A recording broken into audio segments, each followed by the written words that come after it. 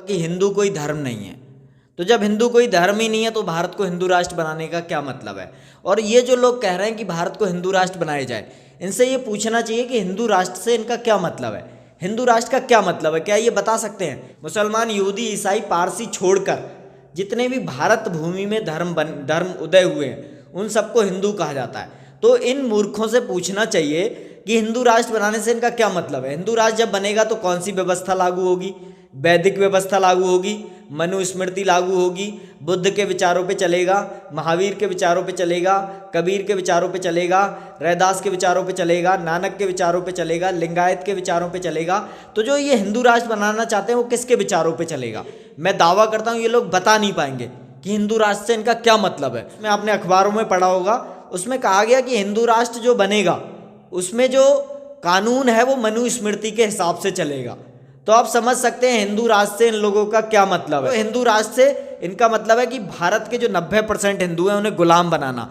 तो हिंदू राष्ट्र कुछ नहीं है, षड्यंत्र है भारत के 90% लोगों को गुलाम बनाने का। और जो संत महात्मा जो ज़्यादा पढ़े लिखे नहीं हैं, जो कहते हैं भारत हिंदू राष्ट्र बनना चाहिए, इनसे आपको पूछना चाहिए कि हिंदू राष्ट्र से क्या मतलब है, हिंदू राष्ट्र को क्या परिभाषित कर सकते हैं, या हिंदू से इनका क्या मतलब है। क्योंकि हिंदू तो कोई धर्म नहीं है, हिंदू भारत की भौगोलिक पहचान है। किस तरह के मूर्खतापूर्ण ग्रंथ है मनुस्मृति, तो उसे लागू करने की कोशिश चल रही है। और अगर ये लागू हो जाती है तो भारत में जो SC ST OBC है, जिसे शूद्र कहा जाता है, अछूत कहा जाता है, वो महिलाएं जो हैं और आदिवासी जो हैं ये सब गुलाम हो जाएंगे। क्योंकि हिंदू तो रविदास भी हैं, हिंदू तो कबीर भी हैं, हिंदू तो नानक भी हैं, हिंदू तो बुद्ध भी हैं, हिंदू तो महावीर भी हैं। तो इनकी व्यवस्था लागू करने की कोशिश नहीं चल रही है, कोशिश चल रही है मनुस्मृति लागू करने की। ज़्यादातर 90% मुसलमान जो हैं वो भारत में कन्वर्ट होकर मुसलमान बने हैं, तो उन्हें भगाने का कोई मतलब नहीं है। वर्ण व्यवस्था, जातिवाद, छुआछूत से परेशान होकर ही तो वो मुसलमान बने हैं।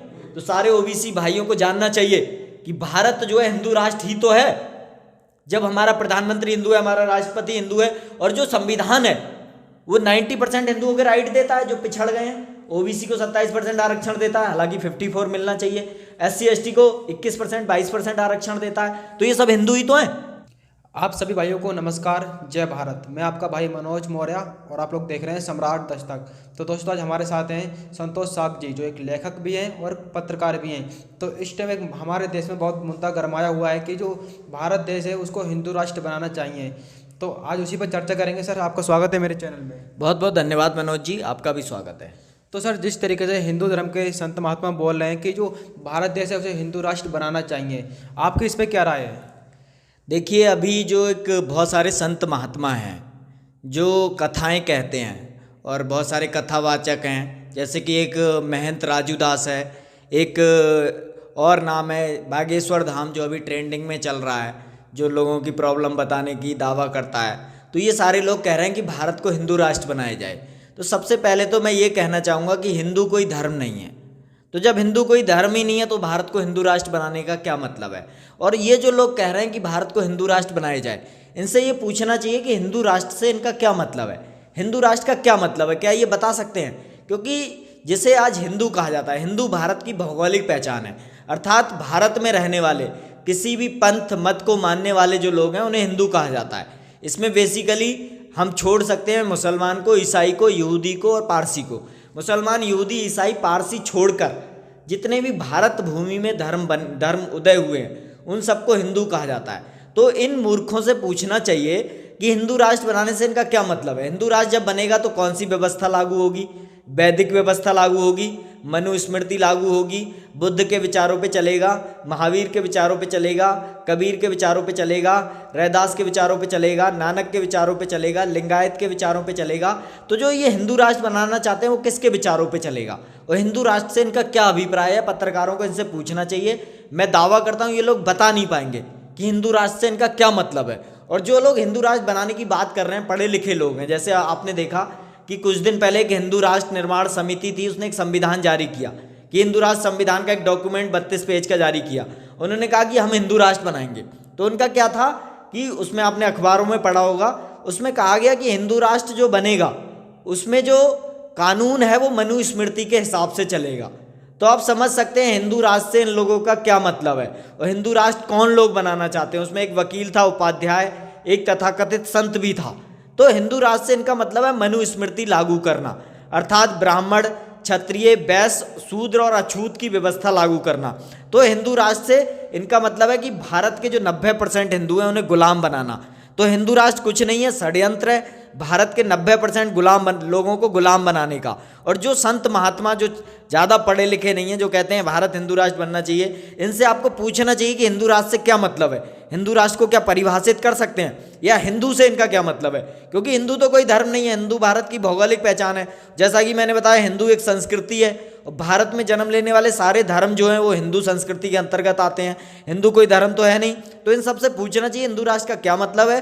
और ये लोग हिंदू राष्ट्र नहीं, मनुस्मृति राष्ट्र बनाना चाहते हैं, जिसमें ये हम लोगों को गुलाम बनाना चाहते हैं। अच्छा सर, ये बताइए क्या जो हिंदू राष्ट्र बनाने से ST SC OBC समाज है वो क्या गुलाम हो जाएगा? निश्चित तौर पे। जैसे मैंने बताया कि अभी एक समिति है, हिंदू राष्ट्र निर्माण समिति, उसमें एक वकील था, उपाध्याय, उसका भाई भी था, एक और उसमें संत था। इन लोगों ने एक संविधान जारी किया, हिंदू राष्ट्र निर्माण समिति इनका नाम देके। तो इन लोगों पे अभी तक कोई कानूनी कार्रवाई नहीं हुई है। तो इन लोगों ने एक जारी किया संविधान, जिसमें इन्होंने कहा कि भारत में कानून वर्ण व्यवस्था से चलेगा, अर्थात दंड दिया जाएगा तो वर्ण व्यवस्था से दिया जाएगा। अब आप जाइए मनुस्मृति पढ़िए, उसमें दंड के विधान पढ़िए, किस तरह के मूर्खतापूर्ण ग्रंथ है मनुस्मृति। तो उसे लागू करने की कोशिश चल रही है। और अगर ये लागू हो जाती है तो भारत में जो SC ST OBC है, जिसे शूद्र कहा जाता है, अछूत कहा जाता है, वो महिलाएं जो हैं और आदिवासी जो हैं, ये सब गुलाम हो जाएंगे।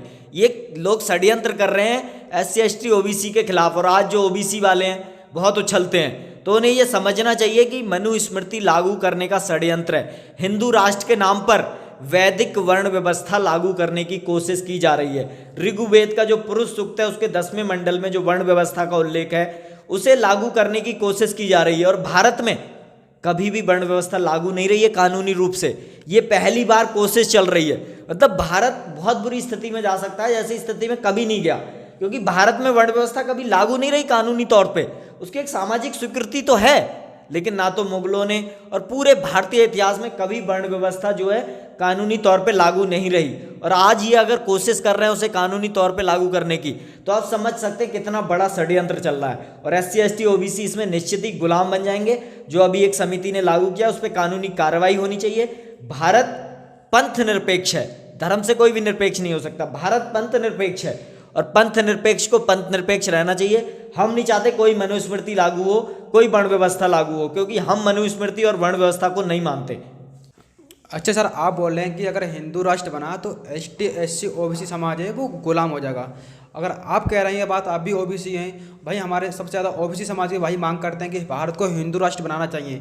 तो क्या उनको मालूम नहीं है कि अगर भारत हिंदू राष्ट्र बना तो वो लोग गुलाम हो जाएंगे? आपके इस पर क्या राय है, बोलिए। उन्हें तो ये भी नहीं मालूम कि जो हिंदू है वो धर्म नहीं है।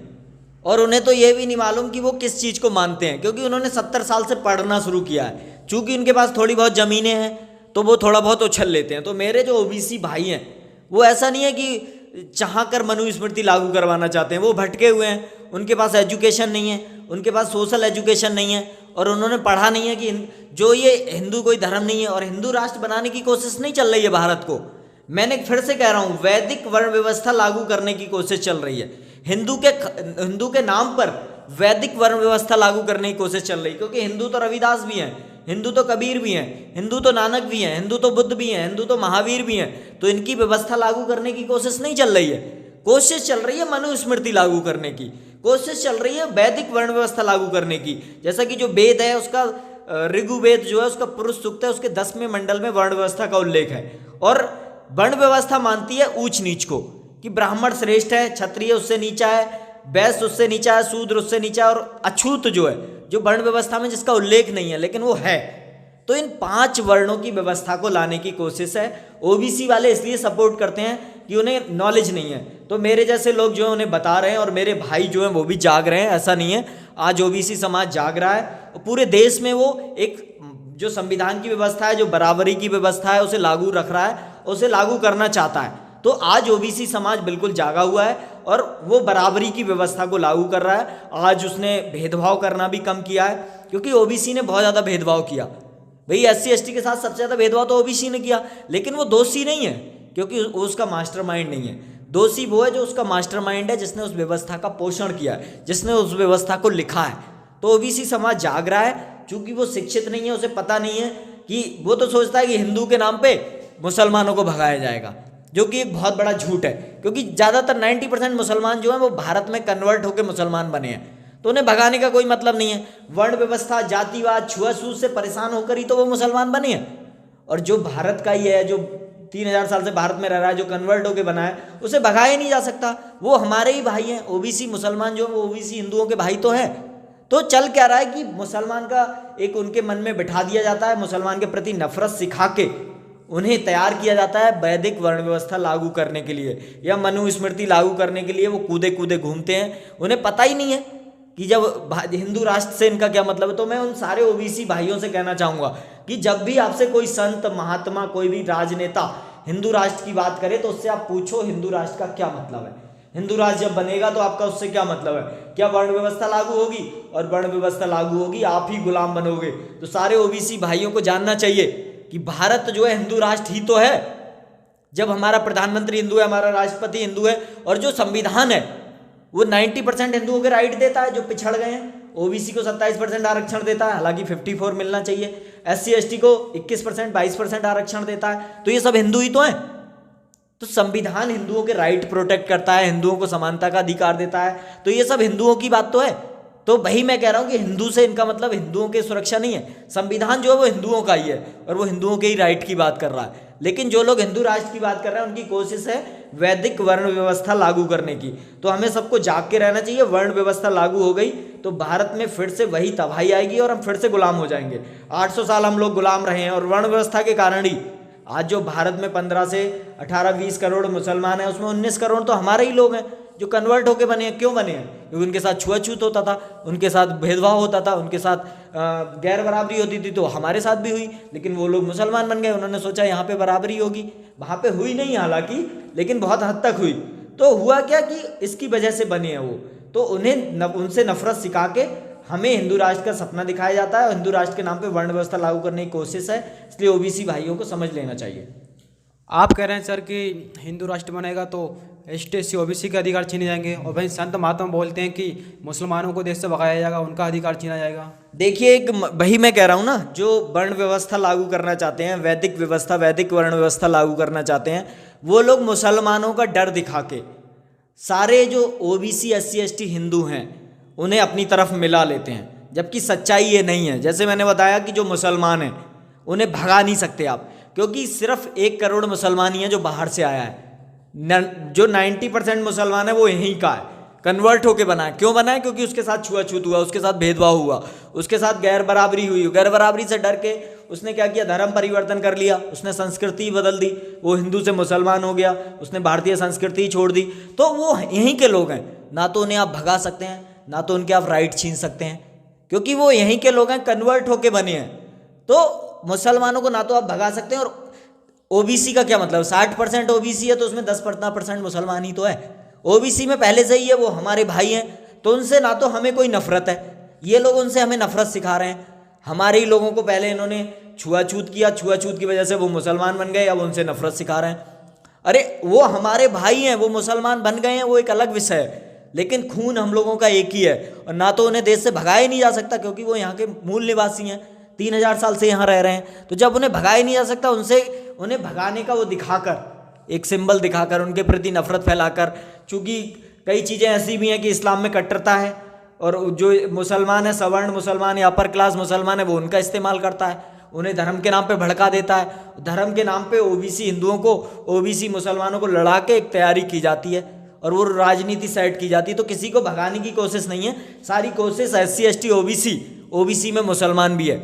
90% मुसलमान ओबीसी ही है, और वो भी उनके लिए अछूती है। जैसे एक जुलाहा मुसलमान है, एक तेली मुसलमान है। ये लोग कहते हैं कि तेली का मुंह भी नहीं देखना चाहिए। धोबी मुसलमान भी है, कुंजड़ा मुसलमान भी है।